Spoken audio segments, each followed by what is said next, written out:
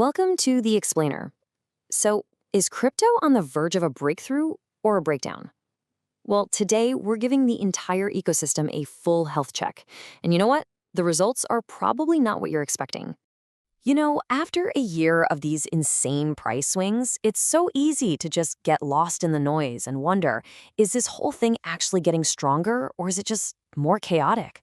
So that's what we're going to do. We're going to go way beyond the headlines and check its pulse, really. And we'll do that by looking at three core pillars: the foundation, its real-world use, and, of course, the wild frontier. All right, first up, the OG, right? Bitcoin. Look, everybody's obsessed with the price, but analysis from Jemis and Lopp shows that the real story, the important stuff, was happening totally under the radar, deep inside the code itself. And let me tell you why this is so important. This isn't about hype or speculation. No, this is about the fundamental health and security of the network. We're talking about the very bedrock of Bitcoin and the fact that its core community is actively making it stronger day in and day out. So check out this number, 135. What is that? That's how many individual developers actually contributed code to Bitcoin Core last year. Now, that's a pretty big jump from the year before, and it tells you something really important. The builders, the people who actually maintain this thing, are more engaged than ever. And get this, they weren't just fixing little typos. We're talking about over 285,000 lines of code changed. That's more than a 3% jump. I mean, think about that. It's like renovating the foundation of a skyscraper while millions of people are still inside using it. It's a huge deal. And it's not just that one metric. The trend is consistent right across the board. You see more code updates. You see a massive 60% jump in developers actually talking to each other on the mailing list. But maybe the cherry on top. Bitcoin Core passed its first ever third-party security audit. The verdict? The software is mature and well-tested. That's a huge vote of confidence. Okay, so that's the foundation. Now let's move on to our second pillar. And this is where things get, well, a lot louder. We're shifting from Bitcoin's quiet, behind-the-scenes strength to Ethereum's roaring engine of actual use. If Bitcoin is that solid foundation we just talked about, then Ethereum is the global superhighway being built right on top of it. Just try to wrap your head around the scale here. $8 trillion. That's how much value in stablecoin transfers flowed through Ethereum in just the last 3 months of last year. I mean, it didn't just break the old record, it completely obliterated it. And this wasn't some fluke, not a one-off thing. As you can see right here, Ethereum is the undisputed king of the hill. It commands a massive 57% market share of all stablecoins. Plain and simple, this is the main hub where global on-chain payments are actually happening. So, who's behind all this traffic? Well, it's real people and real systems. This incredible volume is being driven by a user base that's just exploding, hitting an all-time high of 10.4 million monthly active addresses back in December. That superhighway we mentioned? Yeah, it's getting packed. But here's where it gets even more interesting. Ethereum isn't just sitting back and enjoying the traffic. Nope. Its co-founder, Vitalik Buterin, is now making a pretty audacious claim that they're on the brink of solving one of the biggest, most fundamental problems that has haunted blockchains for, like, a decade. It's this thing called the blockchain trilemma. And the idea is pretty simple, really.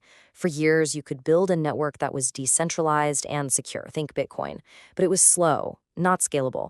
You always had to give up one of those three things: decentralization, security, or scale.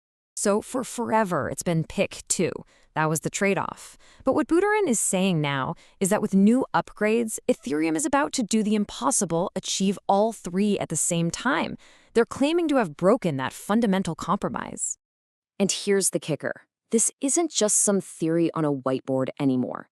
He's saying that with new tech, stuff like ZK EVMs, which basically just bundle up a ton of transactions to make everything way faster and cheaper, the solution is live. It's running code being rolled out right now.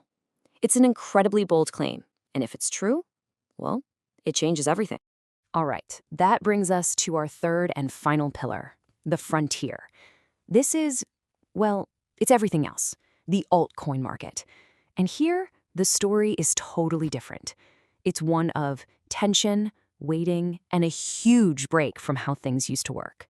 So everyone was expecting an alt season last year. You know the pattern, right? Money flows into Bitcoin, it pumps, and then profits rotate into all these smaller, riskier projects, and they go wild.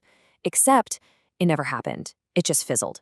And that left a lot of people scratching their heads and asking, what on earth just changed? Well, experts are pointing to a few big things. For one, Bitcoin's old predictable 4-year cycle kind of broke. Two, the market is just insanely saturated.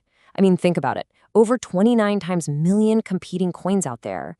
And third, and this is a big one, new things like ETFs completely changed the rules of the game. They created these liquidity silos that basically trap money instead of letting it flow around the ecosystem like it used to.